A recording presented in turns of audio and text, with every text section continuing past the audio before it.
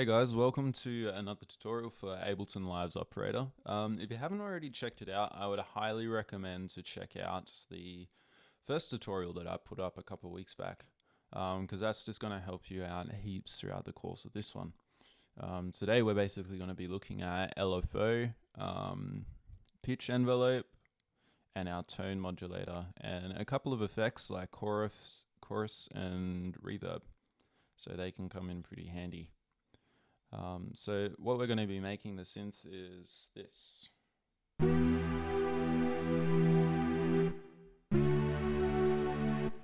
So yeah, kind of like a bit of a FLUME kind of a synth, I guess. So let's get started. This is how we're going to make it. So just open up a fresh operator.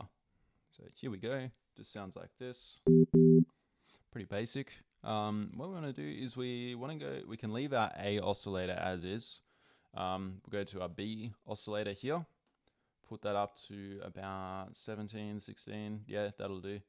Our tuning, put that maybe here, 13. And our feedback, we want that up to about 100. Now, for our C oscillator, we want that as a saw wave, so just through here, saw wave, and we need to turn that up to about 17. And we'll detune that a little bit as well. Now, for our D oscillator, that needs to be a noise generator. So we'll go here and just select noise white, and that'll create a bit of a noise in the background. So if you've got it down here, it'll sound like this. If you've got it up there, it'll sound horrible. So the higher that is, the more noise you'll get, basically.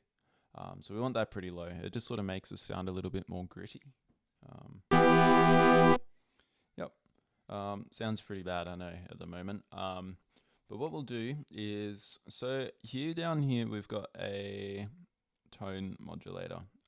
We want that really low for this sound. So probably about 11. Changes the sound completely. So like,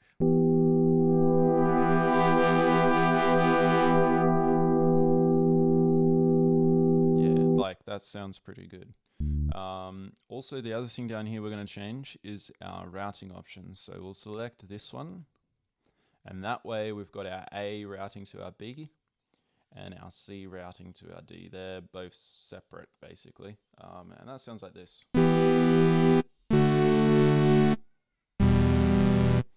So yeah, we're getting there. Now to get more of that sound, we spoke that we're going to talk about our pitch envelope.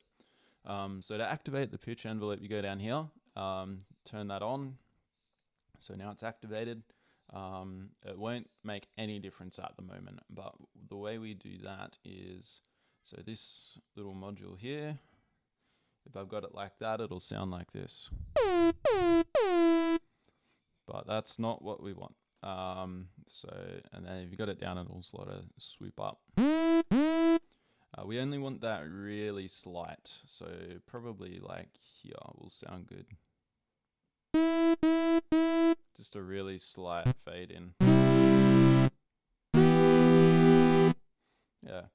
And then for our filter, that can stay as a low pass, which is this one, so it only allows low sounds through. We want to probably put that about here.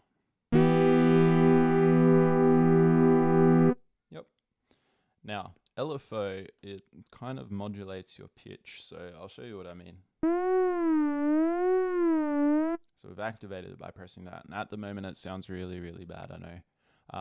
But to make that sound good, we want to put this down to about here, 5.5, that's good, and chuck our rate up to around 83. Now all this does is basically just give it a bit of a organic kind of a feel to the synth.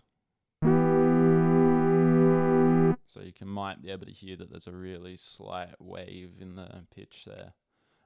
That's pretty much all we do for this synth in particular. Now we move on to effects. So if we go up here to audio effects, press that, and then we go to chorus, we'll drag that in.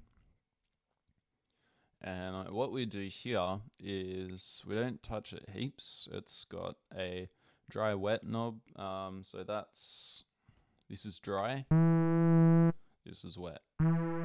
So wet basically means that the effect is on full and none of the other things passing through. And this is basically that's basically the effects off. So we want that at about 50, so probably about halfway between the two. And for our amount and rate, I usually turn them down a little bit for this synth anyway. And then for our delay, I like to keep that equal.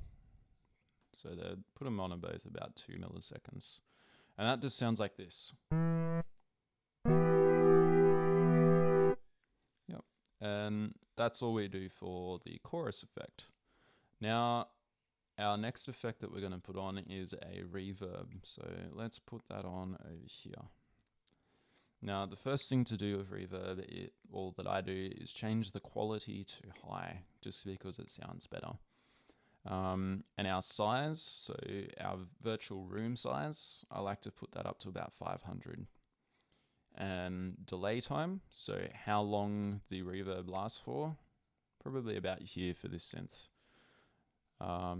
So that should just about do it. And this is what it sounds like.